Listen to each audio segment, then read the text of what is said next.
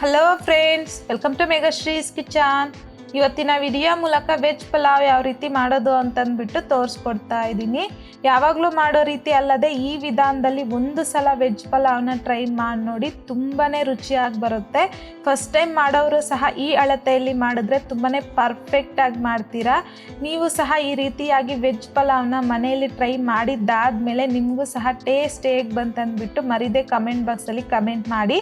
So ಬನ್ನಿ ಇವಾಗ ರುಚಿಯಾದ ವೆಜ್ ಪಲಾವ್ನ ಪರ್ಫೆಕ್ಟ್ ಆ್ಯಂಡ್ ಟೇಸ್ಟಿಯಾಗಿ ಯಾವ ರೀತಿ ಮಾಡ್ಕೊಳ್ಳೋದು ಅಂತಂದ್ಬಿಟ್ಟು ನೋಡೋಣ. ವೆಜ್ ಪಲಾವ್ ಮಾಡೋದಕ್ಕೆ ಮೊದಲು ಈ ರೀತಿಯಾಗಿ ಮಸಾಲ ಪೇಸ್ಟನ್ನು ರೆಡಿ ಮಾಡ್ಕೋಬೇಕು. ಹಾಗಾಗಿ ನಾನು ಇಲ್ಲೊಂದು ಮಿಕ್ಸಿ ಜಾರಲ್ಲಿಗೆ 2 ಮೀಡಿಯಮ್ ಸೈಜಲ್ಲಿರುವಂಥ ಬೆಳ್ಳುಳ್ಳಿನ ಮೇಲ್ಗಡೆ ಸಿಪ್ಪೆ ತೆಗೆದ್ಬಿಟ್ಟು ಹಾಕ್ಕೊತಾ ಇದ್ದೀನಿ. 2 ಇಂಚ್ ಆಗುವಷ್ಟು ಶುಂಠಿನ ಸಹ ಮೇಲ್ಗಡೆ ಸಿಪ್ಪೆ ತೆಗೆದ್ಬಿಟ್ಟು ಸಣ್ಣದಾಗಿ ಕಟ್ ಮಾಡಿ ಹಾಕ್ಕೊತಾ ಇದ್ದೀನಿ. ಒಂದು 5 ರಿಂದ 6 ಹಸಿಮೆಣಸಿನ್ಕಾಯಿ, ಹಾಗೆಯೇ ಒಂದು 1/4 ಹಿಡಿ ಆಗುವಷ್ಟು ಪುದೀನ ಸಹ ಹಾಕ್ಕೊತಾ ಇದ್ದೀನಿ. ಒಂದು ಅರ್ಧ ಹಿಡಿ ಆಗುವಷ್ಟು ಕೊತ್ತಂಬರಿನ ಸಹ ಹಾಕ್ಕೊಂಡು ಈಗ ಇದರಲ್ಲಿಗೆ ಸ್ವಲ್ಪ ನೀರನ್ನು ಹಾಕ್ಕೊಂಡು ಸ್ಮೂತಾಗಿ ಪೇಸ್ಟ್ ಮಾಡ್ಕೋಬೇಕು. ಈಗ ನೋಡಿ ಈ ರೀತಿಯಾಗಿ ಸ್ಮೂತಾಗಿ ಪೇಸ್ಟ್ ಮಾಡ್ಕೊಂಡಿದ್ದೀನಿ. ಇವಾಗ ಈ ಮಸಾಲೆ ಪೇಸ್ಟನ್ನು ಒಂದು ಬೌಲಲ್ಲಿಗೆ ತೆಗೆದು ಪಕ್ಕಕ್ಕೆ ಇಟ್ಕೋಬೇಕು. ಈಗ ಈ ರೀತಿಯಾಗಿ ಕೊಬ್ಬರಿ ಹಾಲನ್ನು ಸಹ ರೆಡಿ ಮಾಡ್ಕೋಬೇಕು. ಹಾಗಾಗಿ ನಾನಿಲ್ಲಿ 1 ಕಪ್ ಫುಲ್ಲು ಸಣ್ಣದಾಗಿ ಕಟ್ ಮಾಡ್ಕೊಂಡಿರುವಂಥ ಕೊಬ್ಬರಿ ಪೀಸಸ್ನ ನಾವು ಕೊತ್ತಂಬರಿ ಪುದೀನ ಪೇಸ್ಟ್ ಮಾಡ್ಕೊಂಡು ತಗೊಂಡಿದ್ವಲ್ವ, ಅದೇ ಮಿಕ್ಸಿ ಜಾರಲ್ಲಿಗೆ ತಗೊಂಡಿದ್ದೀನಿ. ಮೊದಲು ಕೊಬ್ಬರಿನ ಈ ರೀತಿಯಾಗಿ ಸ್ವಲ್ಪ ಗ್ರೈಂಡ್ ಮಾಡ್ಕೊಂಡಿದ್ದಾದಮೇಲೆ ಇದರಲ್ಲಿಗೆ 1 ಕಪ್ ಆಗುವಷ್ಟು ನೀರನ್ನು ಸಹ ಹಾಕ್ಕೊಂಡು ಸ್ಮೂತಾಗಿ ಪೇಸ್ಟ್ ಮಾಡ್ಕೊಂಡು ತಗೋಬೇಕು.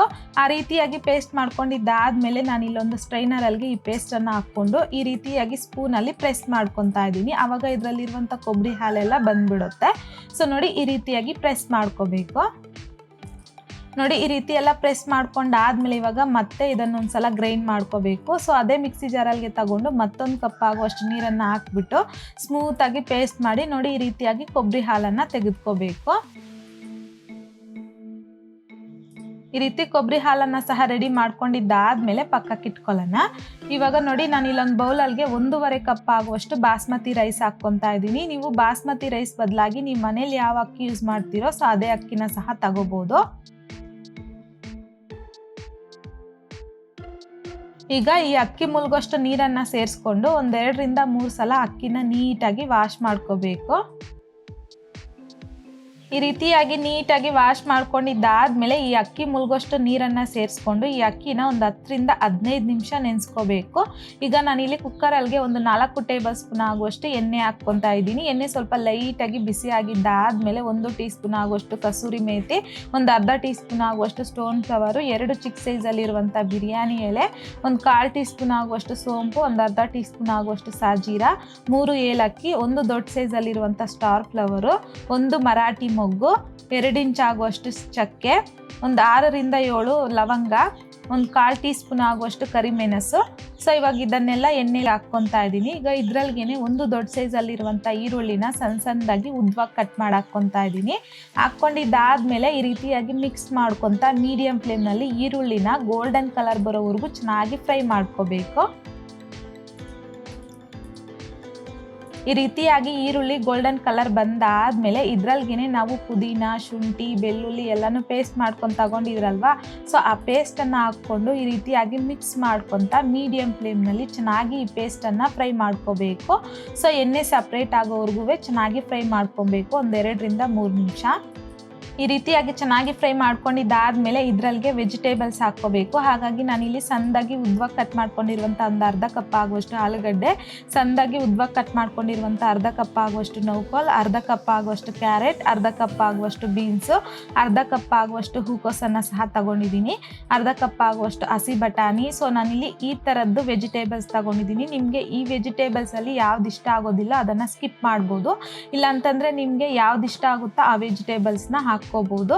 ಸೊ ನಾನಿಲ್ಲಿ ಈ ವೆಜಿಟೇಬಲ್ಸನ್ನೆಲ್ಲ ಈ ಮಸಾಲೆ ಪೇಸ್ಟಲ್ಗೆ ಹಾಕ್ಕೊತಾ ಇದ್ದೀನಿ. ಈ ರೀತಿಯಾಗಿ ವೆಜಿಟೇಬಲ್ಸ್ ಎಲ್ಲ ಹಾಕ್ಬಿಟ್ಟು ಮಾಡ್ಕೊಳ್ಳೋದ್ರಿಂದ ವೆಜ್ ಪಲಾವ್ ಅನ್ನೋದು ತುಂಬಾ ರುಚಿಯಾಗಿರುತ್ತೆ ತಿನ್ನೋದಕ್ಕೆ.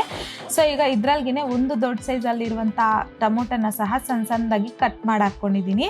ಹಾಕ್ಕೊಂಡಿದ್ದಾದಮೇಲೆ ಈ ರೀತಿಯಾಗಿ ಮಿಕ್ಸ್ ಮಾಡ್ಕೊತಾ ಮೀಡಿಯಂ ಫ್ಲೇಮ್ನಲ್ಲಿ ಒಂದು 4 ರಿಂದ 5 ನಿಮಿಷ ವೆಜಿಟೇಬಲ್ಸ್ನ ಚೆನ್ನಾಗಿ ಫ್ರೈ ಮಾಡ್ಕೋಬೇಕು. ಸೊ ಈಗ ಈ ರೀತಿಯಾಗಿ ಒಂದು 5 ನಿಮಿಷ ಚೆನ್ನಾಗಿ ಫ್ರೈ ಮಾಡ್ಕೊಂಡಿದ್ದಾದಮೇಲೆ ಇದರಲ್ಲಿಗೆ ಒಂದು 2 2ರಿಂದ 3 ಟೇಬಲ್ ಸ್ಪೂನ್ ಆಗುವಷ್ಟು ಮೊಸರು, ಹಾಗೆಯೇ 1 ಟೇಬಲ್ ಸ್ಪೂನ್ ಆಗುವಷ್ಟು ಧನಿಯಾ ಪೌಡರ್, ಹಾಗೆಯೇ 1 ಟೇಬಲ್ ಸ್ಪೂನ್ ಆಗುವಷ್ಟು ಚಿಕನ್ ಮಸಾಲ ಹಾಕ್ಕೊತಾ ಇದ್ದೀನಿ. ಈ ಜಾಗದಲ್ಲಿ ನೀವು ಮಟನ್ ಮಸಾಲ, ಬಿರಿಯಾನಿ ಮಸಾಲ, ಗರಂ ಮಸಾಲ ಈ ರೀತಿಯಾಗಿ ಯಾವುದಾದ್ರೂ ಹಾಕ್ಕೋಬೋದು. ಈಗ ರುಚಿಗೆ ತಕ್ಕಷ್ಟು ಸಾಲ್ಟನ್ನು ಸಹ ಹಾಕ್ಕೊಂಡು ಈ ರೀತಿಯಾಗಿ ಮಿಕ್ಸ್ ಮಾಡ್ಕೊತಾ ಲೋ ಫ್ಲೇಮ್ನಲ್ಲಿ 2ರಿಂದ 3 ನಿಮಿಷ ಫ್ರೈ ಮಾಡ್ಕೋಬೇಕು. ಈ ರೀತಿಯಾಗಿ ವೆಜಿಟೇಬಲ್ಸ್ನ ಚೆನ್ನಾಗಿ ಫ್ರೈ ಮಾಡ್ಕೊಂಡಿದ್ದಾದಮೇಲೆ ಇದರಲ್ಲಿಗೆ ನಾವು ಕೊಬ್ಬರಿ ಹಾಲನ್ನು ರೆಡಿ ಮಾಡ್ಕೊಂಡು ತಗೊಂಡಿದ್ರಲ್ವ, ಸೊ ಅದನ್ನು ನಾನಿಲ್ಲಿ 2.5 ಕಪ್ ಆಗುವಷ್ಟು ಕೊಬ್ಬರಿ ಹಾಲು ಹಾಕ್ಕೊತಾ ಇದ್ದೀನಿ. ಅಂದರೆ 1.5 ಕಪ್ ಆಗುವಷ್ಟು ಅಕ್ಕಿಗೆ 2.5 ಕಪ್ ಆಗುವಷ್ಟು ಕೊಬ್ಬರಿ ಹಾಲು ಹಾಕ್ಕೊತಾ ಇದ್ದೀನಿ. ಒಂದು ಅರ್ಧ ಕಪ್ ಆಗುವಷ್ಟು ಹಾಲನ್ನು ಕಡಿಮೆ ಹಾಕ್ಕೊಂಡಿದ್ದೀನಿ. ಸೊ ಹಾಕ್ಕೊಂಡಿದ್ದಾದಮೇಲೆ ಐ ಫ್ಲೇಮ್ನಲ್ಲಿ ಇದನ್ನು ಚೆನ್ನಾಗಿ ಕುದಿಸ್ಕೋಬೇಕು.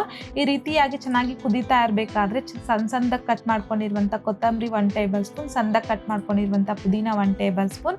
ಸೊ ಇದರಲ್ಲಿಗೆ 1ರಿಂದ 2 ಟೇಬಲ್ ಸ್ಪೂನ್ ಆಗುವಷ್ಟು ತುಪ್ಪನ ಸಹ ಹಾಕ್ಕೊತಾ ಇದ್ದೀನಿ. ತುಪ್ಪ ಸಹ ಹಾಕ್ಕೊಳ್ಳೋದ್ರಿಂದ ಪಲಾವ್ ಟೇಸ್ಟ್ ಅನ್ನೋದು ತುಂಬಾ ರುಚಿಯಾಗಿರುತ್ತೆ. ಸೊ ಈಗ ಒಂದ್ಸಲ ನೀಟಾಗಿ ಮಿಕ್ಸ್ ಮಾಡಿಕೊಂಡು ನಾವು ಬಾಸ್ಮತಿ ರೈಸ್ ನೆನೆಸ್ಕೊಂಡಿದ್ರಲ್ವ, ಸೊ ಅದನ್ನು ಒಂಚೂರು ನೀರಿಲ್ಲದೆ ಇರೋ ಹಾಗೆ ನೀರನ್ನು ಸಪ್ರೇಟ್ ಮಾಡಿಕೊಂಡು ಬರೀ ಅಕ್ಕಿನ ಹಾಕ್ಬಿಟ್ಟು ಚೆನ್ನಾಗಿ ಮಿಕ್ಸ್ ಮಾಡ್ಕೋಬೇಕು. ಮಿಕ್ಸ್ ಮಾಡ್ಕೊಂಡಿದ್ದಾದಮೇಲೆ ಈ ಟೈಮಲ್ಲಿ ಏನಾದರೂ ಸಾಲ್ಟ್ ಕಡಿಮೆ ಇದ್ದರೆ ಅಡ್ಜಸ್ಟ್ ಮಾಡ್ಕೋಬೋದು.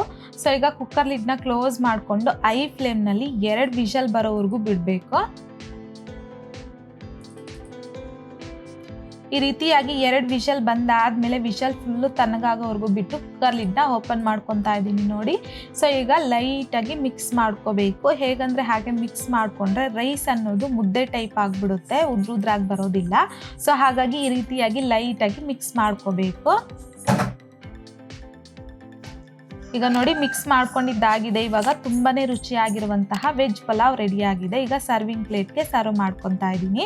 ಸೊ ನೋಡಿದ್ರಲ್ಲ ಫ್ರೆಂಡ್ಸ್, ತುಂಬಾ ರುಚಿಯಾಗಿರುವಂತಹ ವೆಜ್ ಪಲಾವ್ನ ಯಾವ ರೀತಿ ಮಾಡೋದು ಅಂತಂದ್ಬಿಟ್ಟು ಈ ವಿಧಾನದಲ್ಲಿ ಒಂದು ಸಲ ನೀವು ಮನೆಯಲ್ಲಿ ಟ್ರೈ ಮಾಡಿ ನೋಡಿ. ಟ್ರೈ ಮಾಡಿದ್ದಾದಮೇಲೆ ನಿಮಗೂ ಸಹ ಹೇಗೆ ಬಂತಂದ್ಬಿಟ್ಟು ಕಮೆಂಟ್ ಬಾಕ್ಸಲ್ಲಿ ಕಮೆಂಟ್ ಮಾಡಿ, ಲೈಕ್ ಮಾಡಿ, ಶೇರ್ ಮಾಡಿ. ಮತ್ತಷ್ಟು ಈಸಿ ಆ್ಯಂಡ್ ಸಿಂಪಲ್ ಕ್ವಿಕ್ ರೆಸಿಪೀಸ್ಗೋಸ್ಕರ ದಯವಿಟ್ಟು ನೀವಿನ್ನೂ ನಮ್ಮ ಚಾನಲ್ನ ಸಬ್ಸ್ಕ್ರೈಬ್ ಮಾಡಿಲ್ಲ ಅಂತಂದರೆ ಸಬ್ಸ್ಕ್ರೈಬ್ ಮಾಡಿ.